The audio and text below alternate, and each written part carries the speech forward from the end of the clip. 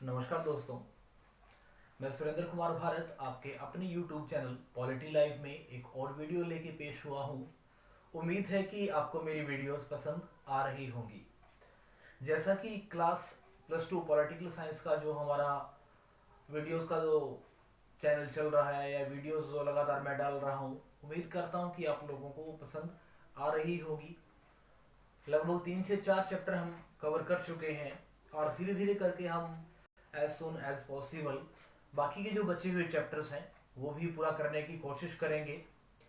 और कल जो हमने वीडियो डाली थी कॉन्सिक्वेंसेस ऑफ शॉक थेरेपी कि शॉक थेरेपी की क्या क्या रिजल्ट्स आए, उसके बाद में जो एक टॉपिक बचता है वो कोई बहुत ज़्यादा इम्पोर्टेंट नहीं है, टेंशन इन वेरियस एरियाज। तो वो कुछ खास इम्पोर्टेंट टॉपिक भी नहीं है और कभी एग्जाम में पूछा भी नहीं गया। जब आप जितने मैं इस चैप्टर के टॉपिक पढ़ा चुका हूँ उनको अगर कम्प्लीटली आप ठीक ढंग से पढ़ लेंगे तो वो टॉपिक आपका वैसे ही क्लियर हो जाएगा, इसलिए मैं उस टॉपिक को नहीं करवा रहा हूँ। एक बार जैसे ही आप बुक में गो थ्रू हो जाएंगे तो वो पूरा टॉपिक है वो आपको समझ में आ जाएगा, बिकॉज वो सारे टॉपिक्स ऑलरेडी धीरे धीरे करके हम इस चैप्टर के अलग अलग पार्ट्स में थोड़ा थोड़ा उनको पढ़ चुके हैं। आज हम बात करेंगे इंडिया की और जो यूएसएसआर थे उसके रिलेशंस की, या फिर जो यूएसएसआर था उसके टूटने के बाद India and post communist countries की यूएसएसआर टूटने के बाद में भारत का उन कंट्रीज के साथ कैसा रिलेशन रहा, किस तरीके की भारत की जो फॉरेन पॉलिसी रही उन कंट्रीज के प्रति। तो ज़्यादा देरी ना करते हुए डिस्कस करते हैं आज की वीडियो। पहले आप इसका स्क्रीनशॉट ले लें, मैं थोड़ा सा साइड हूँ अभी, और उम्मीद करता हूँ कि आप लोगों ने इसका स्क्रीनशॉट ले लिया होगा। अभी फर्स्ट पॉइंट की अगर हम बात करें कि India maintains good relations with post-communist states or the countries कि जितने भी यूएसएसआर थे उसके टूटने के बाद में जो 15 कंट्रीज निकल कर सामने आई, सबसे बड़ा जो कंट्री दिखाई दिया दैट इज रसिया। उसके साथ और इसके साथ साथ जो दूसरे जो कंट्रीज थे उनके साथ इंडिया के कैसे रिलेशन रहे उनकी अगर बात की जाए तो इंडिया ने कोशिश की कि उन कंट्रीज के साथ हमेशा ही उसने अच्छे रिलेशन प्रमोट करने की कोशिश की, चाहे वो ट्रेड की बात करें, चाहे डिप्लोमेटिक हम की बात करें, रिलेशन की बात करें, चाहे हम बात करें पॉलिटिकल रिलेशंस की बात करें या फिर ट्रेड रिलेशंस की बात करें। इंडिया का उन कंट्रीज के साथ हमेशा जो रिलेशन का रहा, फॉरेन रिलेशन रहे, वो हमेशा सॉफ्ट रहे, अच्छे रहे, और हर बार जो डीलिंग थी वो और बेटर होती जा रही थी आफ्टर द 1991। सेकंड पॉइंट की बात करें, strong relation with Russia, a lot of treaties, कि अगर उन 15 कंट्रीज की हम बात करें और इन 15 देशों में से ही हम पार्टिकुलर कुछ कंट्रीज की बात करें तो रशिया का जो नाम है वो निकल कर सामने आएगा, बिकॉज जो 15 कंट्रीज थे उनमें सबसे बड़ा जो देश निकल कर सामने आया वो था रशिया। और रशिया के साथ जो इंडिया के रिलेशन थे वो काफ़ी स्ट्रॉन्ग थे। सो इंडिया ने रशिया के साथ आफ्टर द 1991 बहुत सारी जो ट्रीटीज थी, बहुत सारे समझौते थे वो साइन किए। थर्ड टॉपिक की अगर बात करें, थर्ड अगर पॉइंट की बात करें, Indo Russian relations are embedded trust and interest. Means अगर दोनों ही कंट्रीज की बात करें, मैं अगर बात करूं इंडिया की और बात करूं रशिया की, तो दोनों ही कंट्रीज के जो रिलेशन थे वो टिके हुए थे ट्रस्ट के ऊपर और इसके साथ साथ उनके इंटरेस्ट के ऊपर। दोनों ही कंट्रीज के बीच म्यूचुअल अंडरस्टैंडिंग थी, सहयोग था, कॉपरेशन था, और जितने भी डीलिंग की जा रही थी वो टोटली बेस्ड थी सत्य के ऊपर, विश्वास के ऊपर। और इसी रीजन भी दोनों कंट्रीज अपने अपने जो इंटरेस्ट थे, अपने अपने जो हित थे, उनको साधते हुए जो रिलेशन थे उनको प्रमोट कर रहे थे। मीन्स दोनों ही कंट्रीज की बात करूं, चाहे वो इंडिया के रिलेशन की बात करें, चाहे हम यूएसएसआर की बात करें, उस टाइम यूएसएसआर हालांकि टूट गया था, उसका रसिया जो था वो सबसे बिगेस्ट स्टेट के सामने एक रूप में बाहर आया। तो अब दोनों ही कंट्रीज के रिलेशन थे वो काफ़ी अच्छे दिखे। सो दोनों कंट्रीज ने ही अपने अपने जो इंटरेस्ट थे उनको प्रमोट करने की कोशिश की, पूरा करने की कोशिश की। अब देखिए, भारतीय कुछ हम राजनेताओं की बात करें और इसके साथ साथ हम बात करें कुछ भारतीय उन अभिनेताओं की, उन खास कलाकारों की जो काफ़ी पॉपुलर हैं रशिया में। India's heroes like Raj Kapoor and Amitabh Bachchan are popular in the Russian area. कि जो रूस है, यह रसिया है, उसमें आज भी इंडियन जो हीरो हैं, राज कपूर की बात करें या फिर बात करें श्री अमिताभ बच्चन जी की, तो बहुत ज़्यादा पॉपुलर हैं। जैसे जो भारत में पॉपुलर हैं, उससे भी ज़्यादा ऐसा माना जाता है कि वो रशिया में पॉपुलर हैं। उनकी जो मूवीज़ हैं वो वहाँ शो करी जाती है या वहाँ उनको रिलीज़ किया जाता है इनकी मूवीज़ को, और लोग बहुत ज़्यादा पसंद भी करते हैं। शायद इसीलिए बहुत ज़्यादा पैसा जो मूवी का होता है वो उन कंट्री से भी आता है जहाँ इंडिया का ट्रेड्स हैं, इंडिया के अच्छे रिलेशन है, और रसिया उनमें से एक है।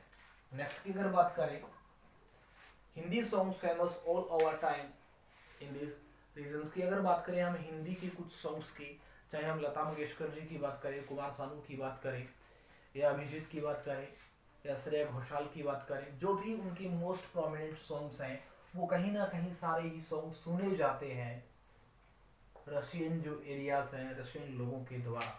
बिकॉज जो रशियन लोग हैं उनको ये लगता है कि इंडियन जो म्यूज़िक है वो बहुत ही रिच है, यहाँ के जो लोग हैं वो बहुत अच्छे तरीके से गाते हैं या अपनी आत्मा से गाते हैं, वो सॉन्ग के साथ जुड़ जाते हैं।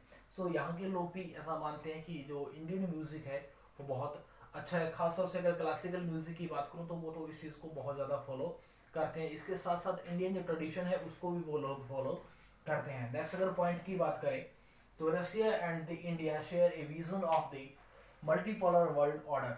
भारत और रशिया दोनों का ही ऐसा मानना है कि अब दुनिया में मीन्स कि आफ्टर द 1991 जैसे कि यूएसएसआर जो था वो टूट गया, उसके बाद में पूरी दुनिया में कहीं भी ग्रुपिज्म नहीं होगा, या वो बात कहते हैं कि पूरी दुनिया में किसी भी एक पावर की जो वन पावर है वो डोमिनेंस नहीं होगा। मीन्स कोई एक देश इतना शक्तिशाली नहीं होगा कि वो हर एरिया में अपनी जो ताकत है वो दिखाए। इन्होंने कहा कि हर एरिया में मल्टी जो पावर है वो होनी चाहिए। मीन्स कोई एक देश इतना शक्तिशाली ना हो कि अपने आसपास के सारे एरियाज के ऊपर वो कंट्रोल स्थापित कर ले। सो उन्होंने ऐसा प्रमोट करने की कोशिश की कि हर एरिया में छोटी छोटी कुछ पावर्स होनी चाहिए। मीन्स जो पावर है उनका डिसेंट्रलाइजेशन होना चाहिए, पावर का शेयरिंग की जानी चाहिए। Collective security and collective response. Bharat और चाहे हम रशिया की बात करें या उन 15 कंट्रीज की बात करें, इनके बीच एक कॉमन फैक्ट देखा गया, वो था कलेक्टिव सिक्योरिटी का। चाहे भारत की बात करें चाहे हम रशियन स्टेट्स की बात करें, तो उनमें एक कॉमन फैक्ट ये देखा गया कि अगर भारत के ऊपर कोई भी खतरा आता है तो इन कंट्रीज ने कोशिश की उसकी सहायता करने की, और इन कंट्रीज पे कोई भी खतरा है तो कोशिश की भारत ने उनकी हर संभव सहायता करने की। सो इससे हुआ क्या कि जो कलेक्टिव सिक्योरिटी थी उसको बढ़ावा मिला, और उसी के रीजन में जो कलेक्टिव रिस्पॉन्स था उसको बढ़ावा मिला। दोनों ही चीज़ें। आप कलेक्टिव सिक्योरिटी की अगर मैं प्रॉपर मीनिंग की बात करूं, मान लीजिए कि कुछ लोगों का एक ग्रुप है, मान लीजिए 5 लोग हैं, 5 लोगों का एक ग्रुप है, 1 2 3 4 एंड 5। अब पांचों ने एक आम सहमति जताई कि अगर हम में से किसी एक पे भी एक्सटर्नल साइड से अटैक होता है, मान लीजिए इस पे अटैक होता है, तो बाकी के जो 4 लोग होंगे वो ये मानेंगे कि उन पे भी अटैक हुआ है, उनके ऊपर भी हमला किया गया है। सो ये कंबाइंड होकर, ये वन होकर, ये एक होकर उस कंट्री के अगेंस्ट अपनी जो आर्मी है वो लगाएंगे जिन्होंने एक के ऊपर अटैक किया। मीन्स रिस्पॉन्स जो होगा इनका कलेक्टिव दिखाई देगा। नेक्स्ट की अगर बात करें, conflict solved by talk in the both. चाहे हम किसी भी कंट्रीज की बात करें रशियन एरियाज में, उन 15 कंट्रीज की, तो भारत ने कोशिश की कि उनके बीच जो भी विवाद है, उनके बीच जो भी कॉन्फ्लिक्ट है उनको सुलझाया जाएगा बाय दी टॉक। बहुत ज़्यादा कुछ दूसरी प्रॉब्लम्स को खड़ा नहीं किया जाएगा, बातचीत के सहारे ही सारी चीज़ों को सुलझाने की कोशिश की गई बाय द इंडिया और बाय द यूएसएसआर और by the post USSR countries. Next की अगर बात करें, इन 1970 India and Russia signed A treaty. अब हुआ ये कि 1970 के दशक में, ईयर की बात करूं तो 1972, a treaty was signed by the Indian prime minister Shrimati Indira Gandhi with the Russia. 20 agreement या 20 सब्जेक्ट एग्रीमेंट के नाम से ट्रीटी की गई।